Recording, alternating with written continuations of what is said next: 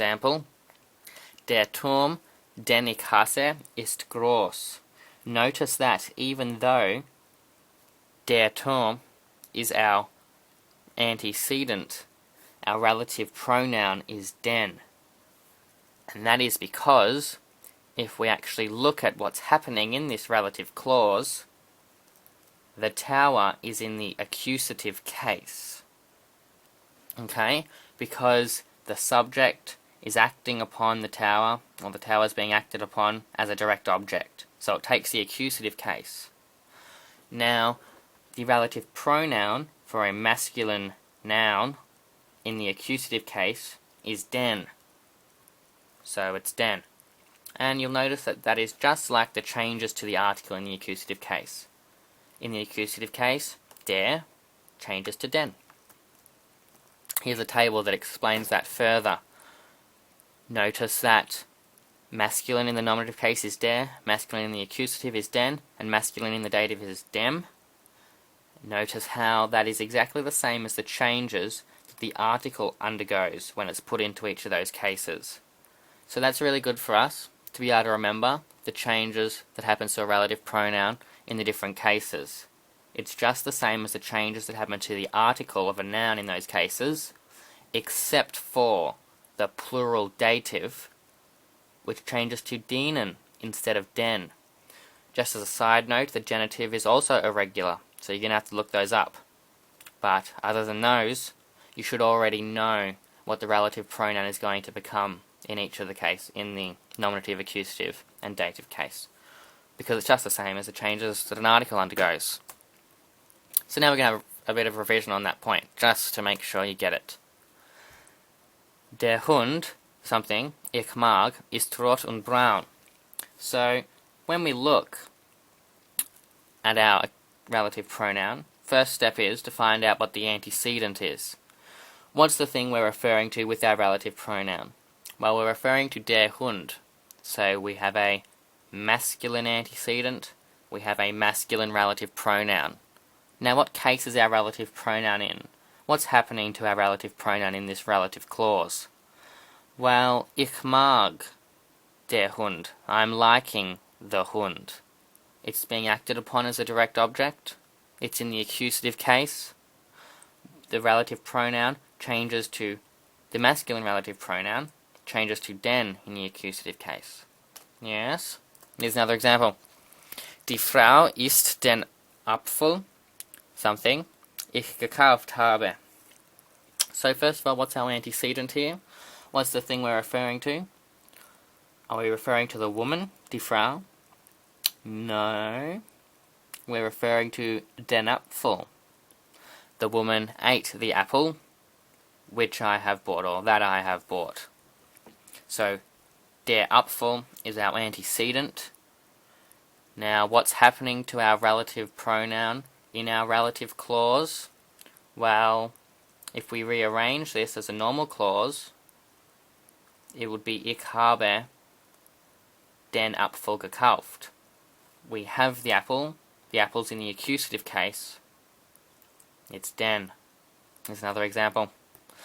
The tower, der Turm, something, ich gekauft habe, ist groß. Once again, what's our antecedent? Well, our antecedent is der Turm, the tower. It's a masculine word, so we have a masculine relative pronoun. What's happening to our relative pronoun in our relative clause? Well, it's in the accusative case, isn't it? Because you have bought it. Ich habe the tower bought. So it's den.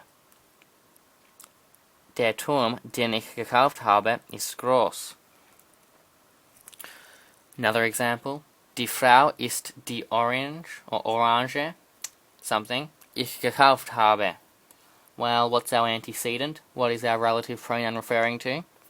Well, it's referring to die Orange. What is the article or the gender of the orange? It's a feminine noun. It's a D word. Okay, so our relative pronouns it's going to be a D or some form of D in the different cases. Well, let's look at what happens to our relative pronoun in our relative clause.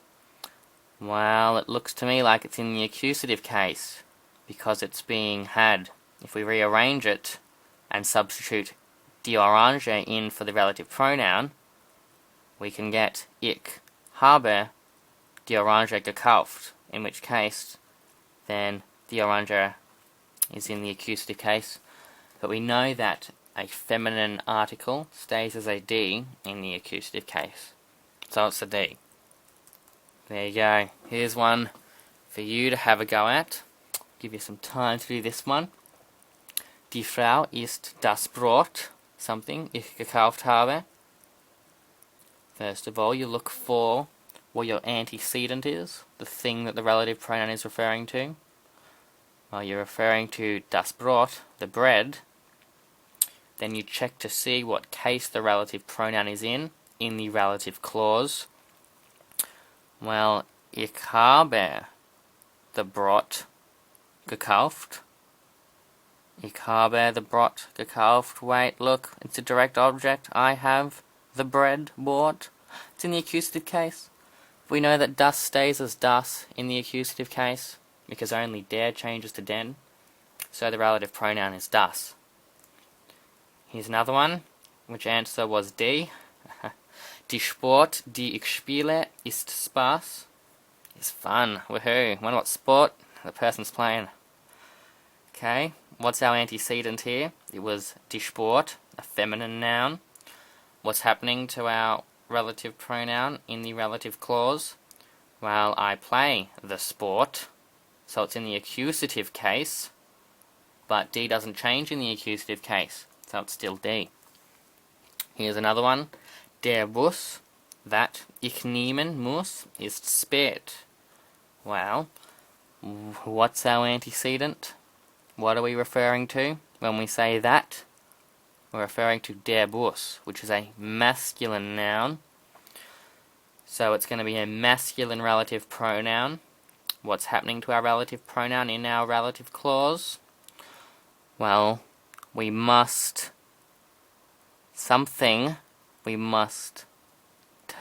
the bus take. Yeah, it's a direct object. Ich muss den Bus nehmen.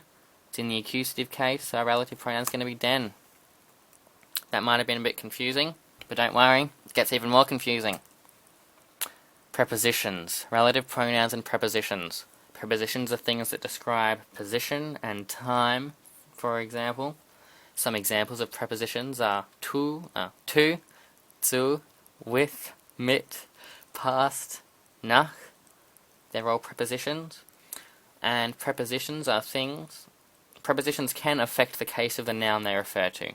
For example, all those prepositions up here, zu, mit, and nach, trigger the dative case. So the object that they refer to is in the dative case. So you've got to be careful of that. Notice also how they refer to position and time, to something, position, with something, position, past something, position, etc.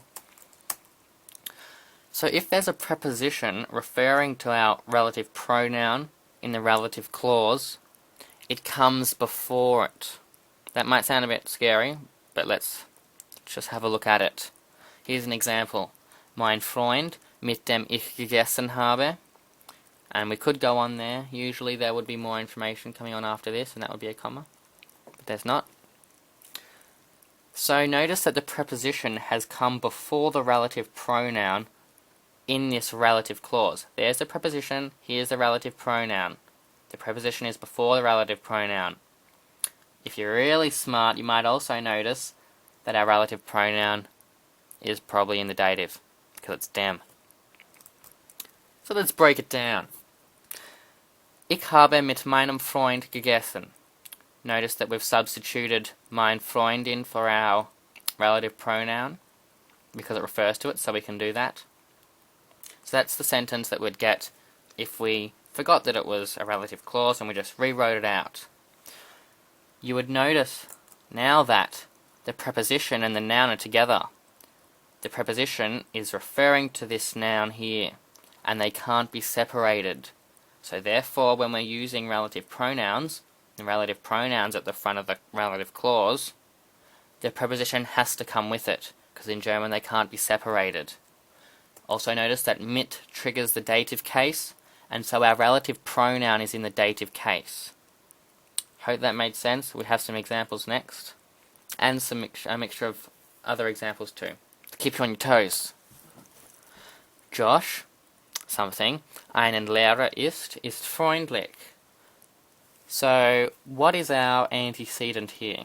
What is that, or our relative pronoun, who, referring to? Well, it's referring to Josh.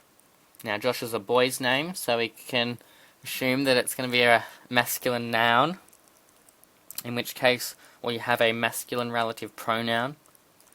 Now, what's happening to our relative pronoun in this relative clause? Well, nothing's really happening to it, is it? Josh, that is a Lehrer. Josh, who is a teacher. It's in the nominative case. If we rearrange this sentence, substituting our noun in for our relative pronoun, we would have Josh ist einen Lehrer. Yeah? So, it's in the nominative case. It's going to be der. Die Frau, something, ich das Buch gegeben habe, ist fremd, is strange. Not a very nice thing to say about a person. Now, if we look to see what our antecedent is, what is this relative pronoun referring to? It's referring to the woman, die Frau, in which case our relative pronoun is going to be a feminine relative pronoun. Now, we know that it's feminine. We're going to look at what's happening to it. We know that it's feminine, we know that it's die. We're going to look at what's happening to it in this relative clause to find out if it changes based on case. Well, this one's a bit tricky. Have to be careful. And the way I do these things is I substitute the noun in for the relative pronoun, and then I forget that it's a relative clause, and I rearrange it to see where our noun ends up and in what case our noun is in. So if we rearranged this relative clause and we substituted our noun in, we would find that ich is the subject, yeah? So, ich habe die Frau das Buch gegeben. I have given the book to the woman. Now, do we have a direct object in that sentence? Well, yes we do. What are we giving? We're giving the book. The book is the direct object. So who or what are we giving the book to? Well, we're giving it to the woman.